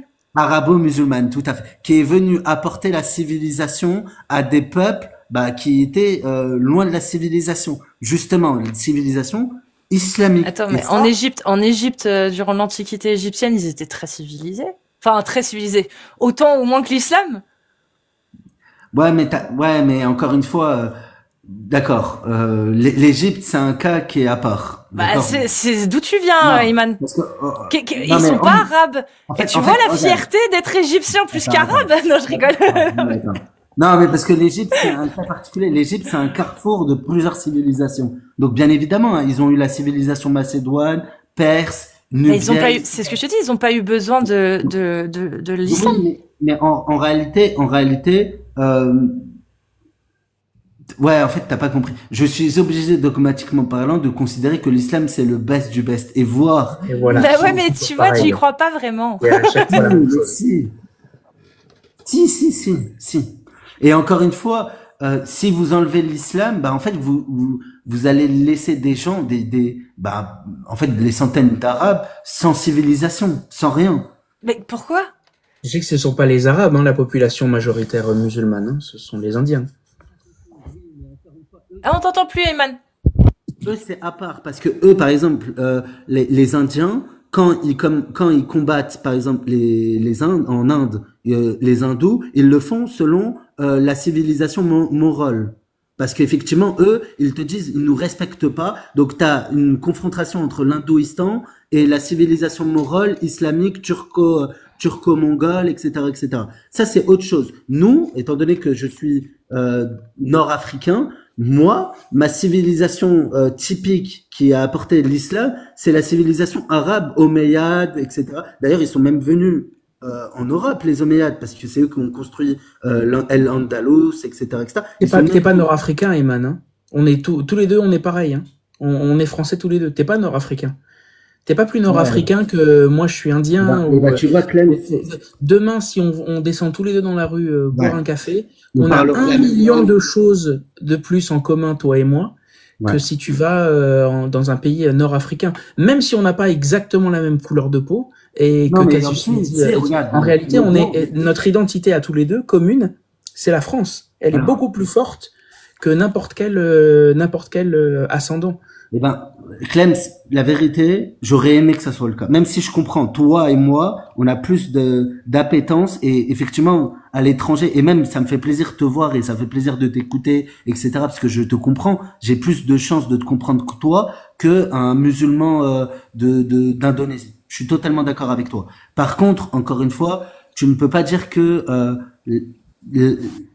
je me sens quand même hors champ de la civilisation française quand même. Disons les choses quand même. Et ça, c'est un des points de pourquoi est-ce que les gens sont quand même attachés à l'islam. Ça, c'est quand même... Ayman, le problème, c'est que, ça, je l'entends, ce que tu dis. Peut-être que tu y crois. Je comprends ce que tu dis. Mais encore mais une là fois, où je comprends plus, Ayman, c'est que tu te sers de ta morale que tu as acquis finalement au sein de la France. Pas que, hein, mais là, en l'occurrence, faut le délimiter géographiquement parlant, donc on va dire la France. Tu te sers de cette morale que tu as acquise, toi, pour pouvoir accepter et te sentir accepter donc tes textes islamiques et du coup pouvoir te sentir arabo-musulman. Mais au final, si tu prends l'islam tel qu'il est, sans le réformer, sans toi rechercher à l'adapter à ta propre morale et à ta vision de la société, est-ce que au final tu l'accepterais tel qu'il est? Parce que le peuple arabo-musulman dont tu parles, celui qui a colonisé l'Afrique du Nord et puis l'Espagne et compagnie, c'est ceux qui appliquaient la charia selon Ibn Kathir, Al-Tabari, Qurtubi et compagnie. Pas les réformateurs que toi, finalement tu suis. Parce que ces réformateurs, ils sont aussi influencés par la même morale qui t'a influencé finalement. La morale la liberté individuelle, anti-esclavagiste, le fait de tolérer, d'avoir les mêmes droits, etc. C'est que t'as besoin de cette morale-là pour pouvoir accepter la culture arabo-musulmane en fait. Non, mais encore une fois, non, attends. La culture musulmane, c'est, la culture arabe. Pour moi, c'est la chevalerie, c'est la poésie. Après, peut-être que je. Oui, mais c'est pas l'islam, ça. Je te le dis, c'est pour moi la culture arabe. C'est pas l'islam, ça aussi. Quand tu vois les grands poètes. Les mathématiques aussi. Voilà. Non, les mathématiques. Non, c'est pas vrai. Pas les mathématiques, c'est pas vrai. Mais ah par contre, les mathématiques et puis l'astronomie. Les Arabes étaient très forts en astronomie. Oui, d'accord. Mais bon. Mais c'était pas l'islam. Ouais, C'était les d'accord. peuples, les Mais Arabes. ce que je veux dire, moi, pour moi, c'est ça, c'est le fait de respecter la nature, voir la nature. C'est quand tu vas aller voir un bédouin, tu vois comment est-ce qu'il marche, comment est-ce qu'il respire, etc. C'est ça qui me plaît. Et encore une fois, ils ont un rapport. Mais encore une fois, hein, je te parle de l'islam. Non, mais là, tu parles plus d'islam, là. Ouais, Tu parles des gens qui te plaisent, de la culture qui te plaît, mais c'est plus Ça l'islam, parle là. plus de toi que de la réalité commune. Et Ça parle. Là, t'es en train de nous parler d'Ayman, t'es pas en train de nous parler de. Après, effectivement, tout ce qui est annexe, c'est effectivement, on doit faire un travail sur soi pour moi justement, et je fais ce travail-là pour justement l'adapter de façon orphée, coutumière à notre époque, et faire en sorte que ça soit acceptable. Mais effectivement, le fait d'être né en France, dans un contexte où t'avais, en gros, il y avait le monde entier avec moi. C'est ça en fait la France. Avec tout le respect que j'ai pour la France, qui est c'est un très beau pays. Les Français sont des gens très bien, mais quand je suis en France, bah en fait, j'ai un ami qui a une pensée, un autre qui a une autre pensée. On n'est pas unifié, on n'a pas une uniformisation de civilisation entre nous. Et donc c'est pour ça que j'ai dû mettre de l'eau dans mon vin, parce que si je commence à penser comme un musulman pur, comme les textes, bah en fait je vivrai plus en France. Je pourrais pas vivre sans être un meurtrier, sans être un gars bizarre, sans être quelqu'un qui va frapper des gens, sans être un connard, etc., etc. Et je ne veux pas être un connard. Tu comprends ou pas? Ayman, je vais, parce que ça fait bientôt 2 heures que t'es là. Ça fait bientôt 2 heures. Ça fait plus d'1 heure et demie que t'es là. Ouais, moi non plus, j'ai pas vu le temps passer. C'est pour ça. Je voudrais que tu conclues une dernière phrase. Et si tu veux repasser la prochaine fois, ce sera avec plaisir. En tout cas, voilà. En tout cas, je vous remercie beaucoup. En fait, on a parlé de plusieurs choses, mais pour moi, la conclusion, c'est que oui, moi déjà de j'ai aucun problème à ce que vous critiquez les textes, tant que c'est constructif en réalité, il y a aucun problème. Moi, ça me dérange pas. Par contre, quand vous êtes dans la caricature ou quand vous voulez blesser les gens ou insulter le prophète, etc., ben moi, ça va me déranger.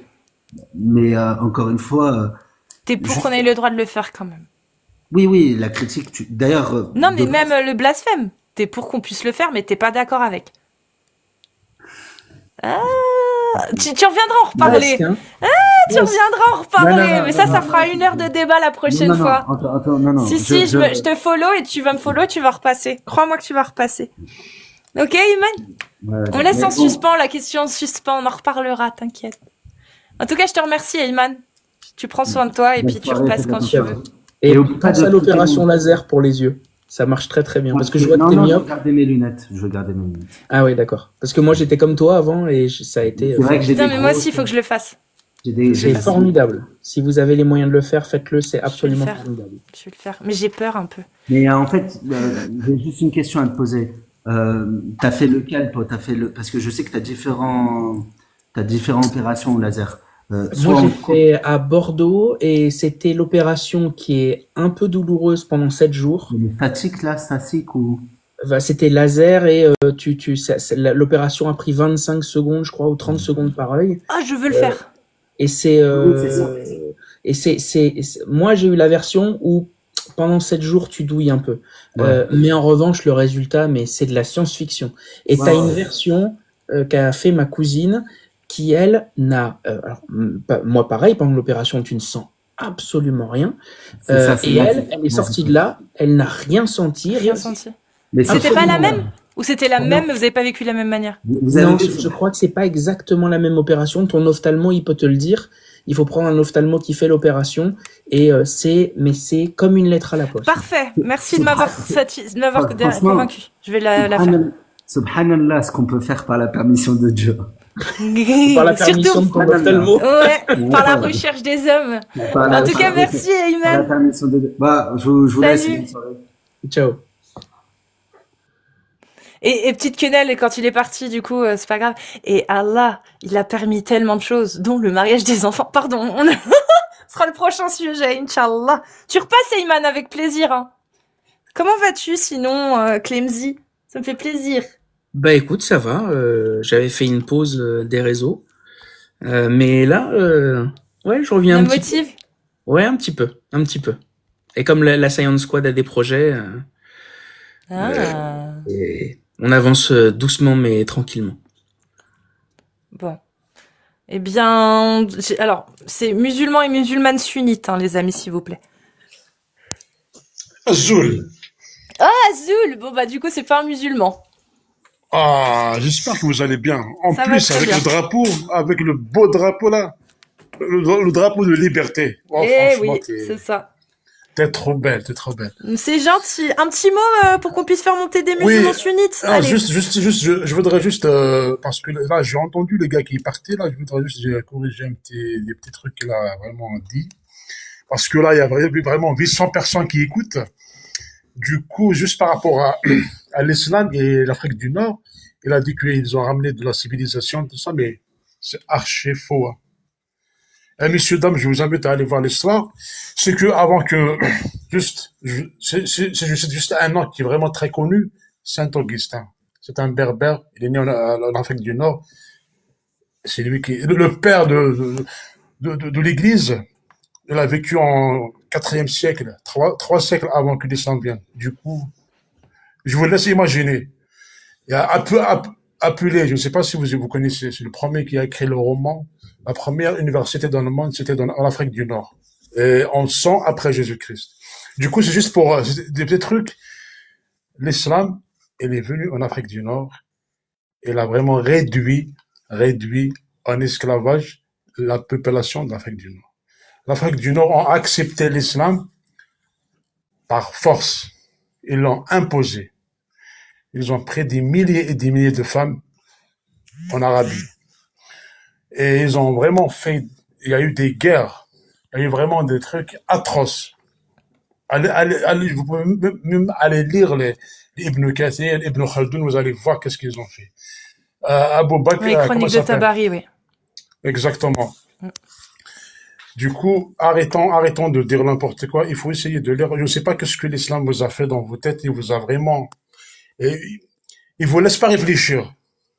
Il faut réfléchir, il faut lire, il faut essayer de voir les choses. Après, autre chose, Oui. je voudrais juste aussi parler de les gens qui ont créé les maths, les civilisations, l'astronomie, tout ça.